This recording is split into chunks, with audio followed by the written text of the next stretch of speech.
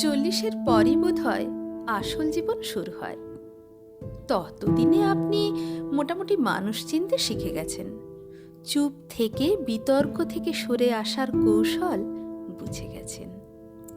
যে বা যারা আপনাকে পছন্দ করে না, দুধ তোর নিকুচি করি এই গোছের মনোভাব নিয়ে তাদের থেকে মুখ ফেরাতে পেরে গেছেন।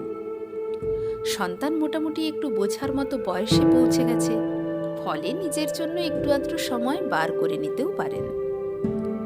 বর বা বউ সঙ্গ না দিলেও বাঁচা গেছে, যত কম কথা তত কম ঝগড়া, এই মনোভাব আসতে শুরু করেছে। রূপচর্চার দিকে আপনার একটু বেশি ঝোঁক বাড়ছে, কারণ চুল ত্বক আপনাকে জানান দিচ্ছে যত্ন না নিলে বুঝবি ঠেলা।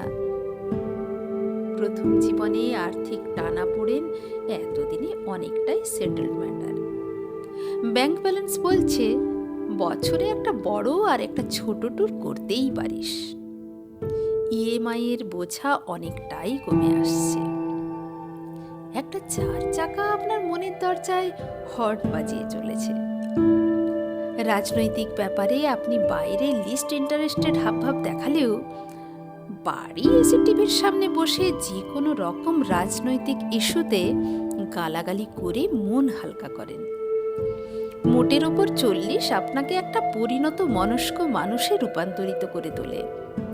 অনেক ঠকে ধাক্কা খেয়ে পড়ে উঠে অবশেষে নিজের কাজ আর নিজের সুখে আপনি মনোনিবেশ করতে শিখে গেলেন এই 40-এ এসেই।